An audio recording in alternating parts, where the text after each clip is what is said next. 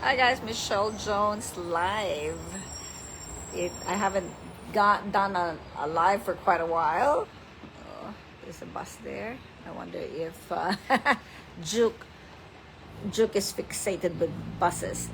Anyway, I am back after a bit of quiet and just you know moving back to the last discussions that we were having on the lives. We were doing a countdown because we were finishing up our posting here in Fiji this year. We made plans. I had organized all my everyday herbalism in my Fiji home to go all the way and scheduled it all the way till November, possibly December if it wasn't too busy. But the schedules were really all the way to November. And Juki and Juk, what are you doing? Down. Okay. Anyway, sorry. Juk loves really crappy birch. Anyway, yep. So we were doing a countdown. We started at 10 months out. We got to 9 months out, and I am here to tell you that we are only actually now 3 weeks out. So that got fast forwarded. I think the only thing that is constant with our moves, aside from family and us being together, is change. Change is the only constant in this lifestyle of a trailing spouse, because we have moved our departure back to Australia from December to April. So that was a big move. And that was a little bit of it was something that we have been thinking about, I guess, since last year. Never really thought we would do it. Promised each other that we would keep an open mind. But yeah, in the end, Adam decided he would retire. So we have been so busy just trying to get things done to prepare ourselves for the return back. So I apologize if you haven't seen much of me. You would have still seen the posts that we have been creating, but none of the lives that we were doing almost daily when the year started. And again, as I said, only constant in this diplomatic life, in training spouse life, is change. There's so much changes that happens all the time, especially globally with what's going on in the world right now. But not wanting to be political and talk about political stuff, let's talk about real life stuff that happens in the trailing spouse lifestyle.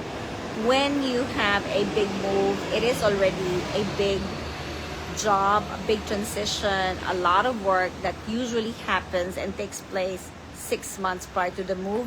We actually started preparing for our move back since November last year because of June. So this Doberman that we've got here who will be traveling back with us, actually has his set of requirements that he has to fulfill to be able to get back to Australia. Australia's biosecurity is very strict, and there are rules and regulations, even if he is an Australian bred and bought Doberman.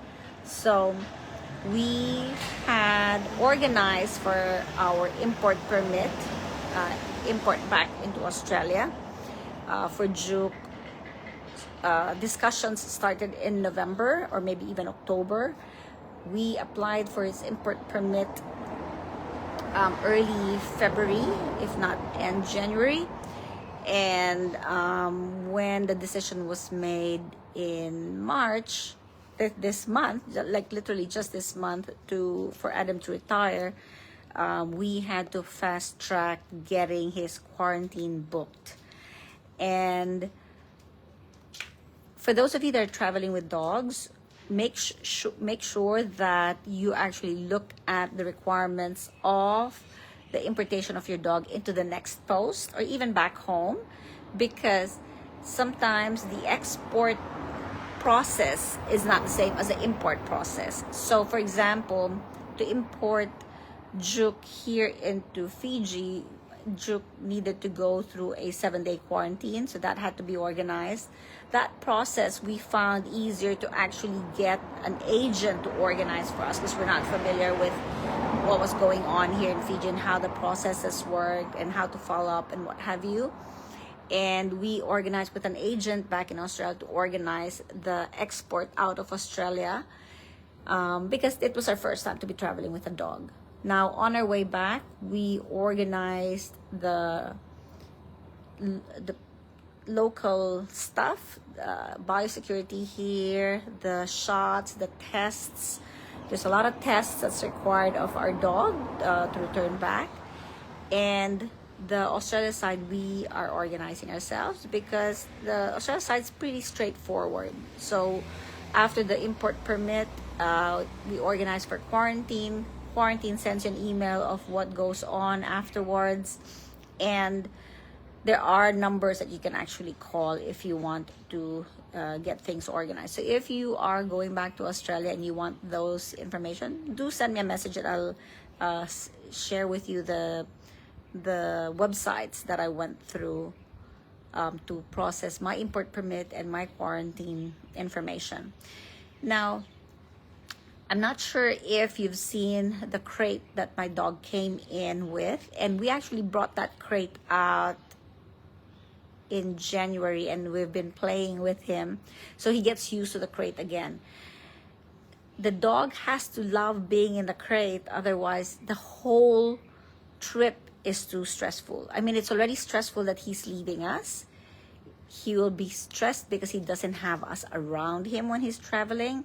He will not be with us for the next 10 days while he's in quarantine, but at least for that transition between Suva to Australia, while he's on the plane, he needs to be familiar with the crate that he'll be staying in and sleeping in.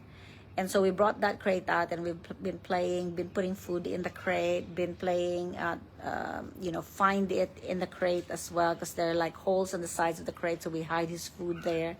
So at least these are the things that he will remember when he's traveling, and he will, feel a bit at ease in that crate during that trip. So anyway, we've organized for that. For those of you that are not familiar with the shots and tests, from dogs traveling back to Australia, from here, we've had to give him a brucella test. Brucella tests are usually given to intact dogs. So he's an intact Doberman, meaning we haven't spayed or neutered. So for those dogs that aren't spayed or neutered, you need to do the brucella test. We did the Leishmania, I forgot the second word of that, infantis, I think it is, Leishmania infantum test.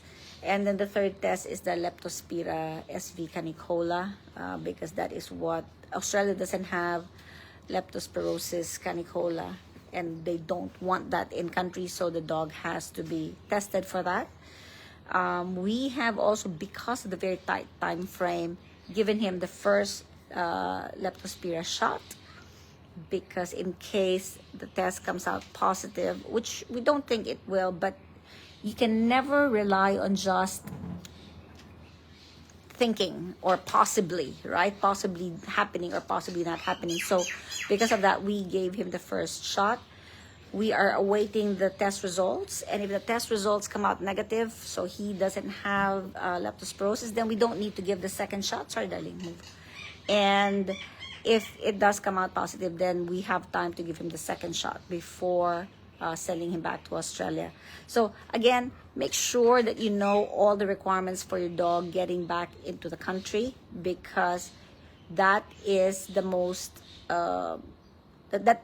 that takes the longest time. They actually say that ideally go through the whole process of importing a dog 6 months prior to importation. Again, as I said, we organized all that a year prior to when we thought we were going to be going back home, which was awesome because had we not done that, then we would be scrambling even more. with our decision to actually go back home. So that being out of the way, we've been going through our stuff.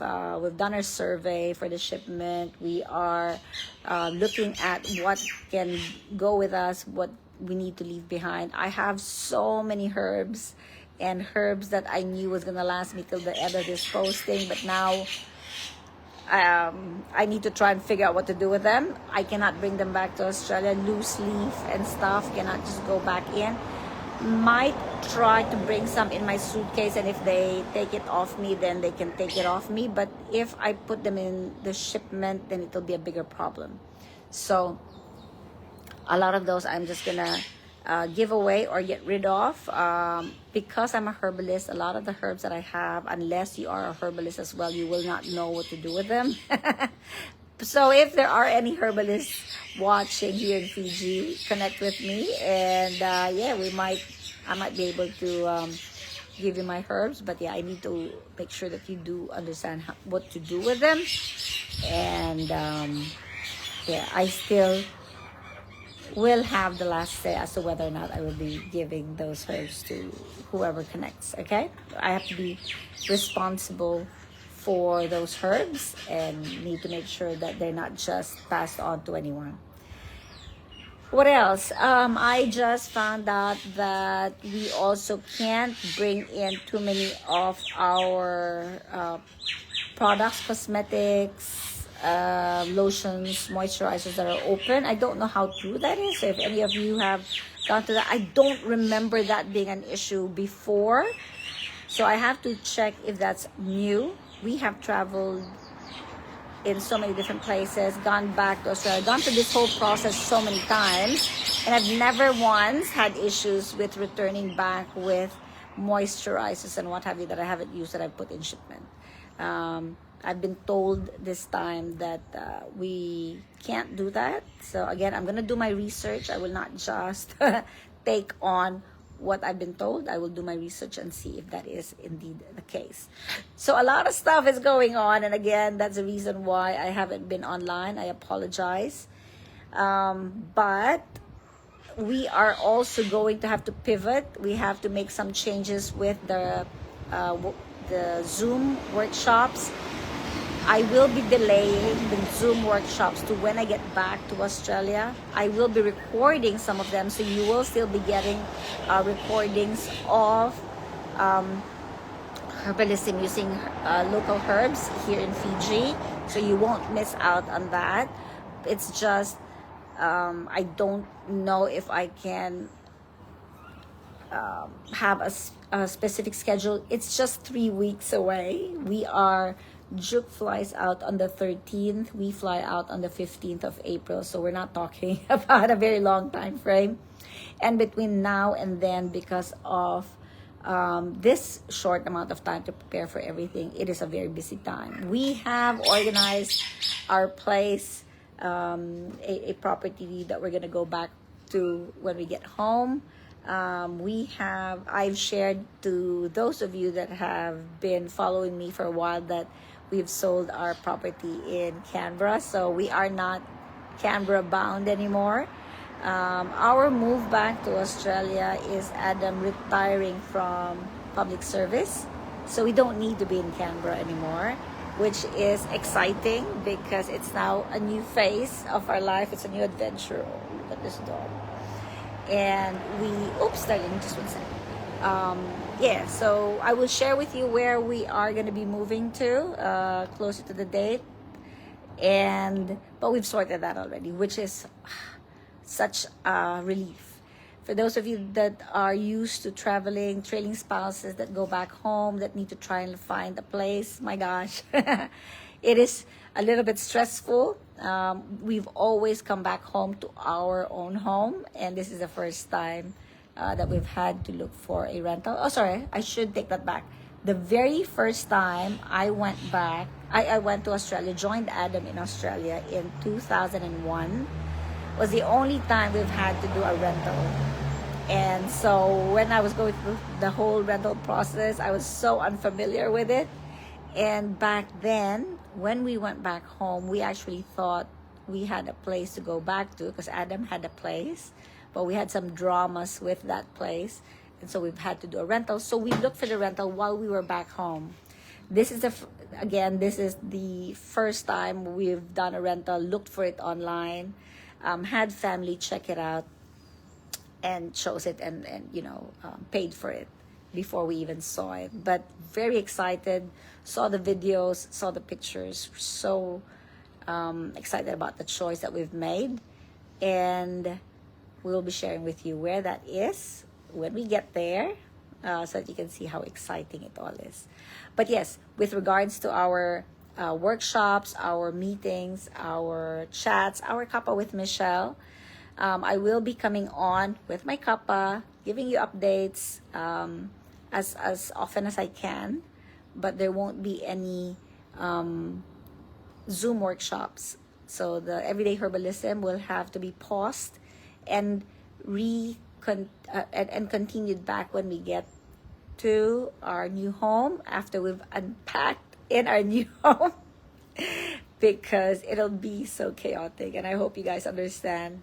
I do hope you are going through our posts, because we still have a lot of teaching moments in our posts, a lot of materials that's there, and we have carefully organized those posts, so please go check them out and see. If you are here in Fiji and you are hoping for any Enagic products, you need to get in touch with me before I go. Actually, before my stuff is packed, and that's gonna be on the 8th of April. So if you get in touch with me after that, I will not be able to help you out, except to order them all the way from Hong Kong. And the process of doing that, it's not a very long process. The only thing that you have to note is, in some instances, import taxes have to be paid, and that's going to be dependent on clearing on this side. If it's anything similar to how it works in Papua New Guinea, as soon as the calculations get done, when the shipment arrives, the amount will be given to clear, and then that whole process in PNG usually takes about a week. So not a very long time, it's just a week. Yeah, it's just with some people, they don't want to deal with the uncertainty of what has to be paid afterwards, and I also can't guide you on what the amounts are going to be, because in a lot of instances it depends on who clears it.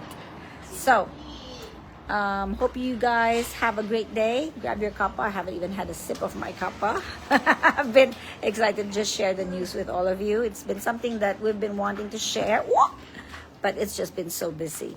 So literally, today is one of those mornings when I've had a chance to actually sit here and record. So have a great day, everyone, and speak to you soon. Bye.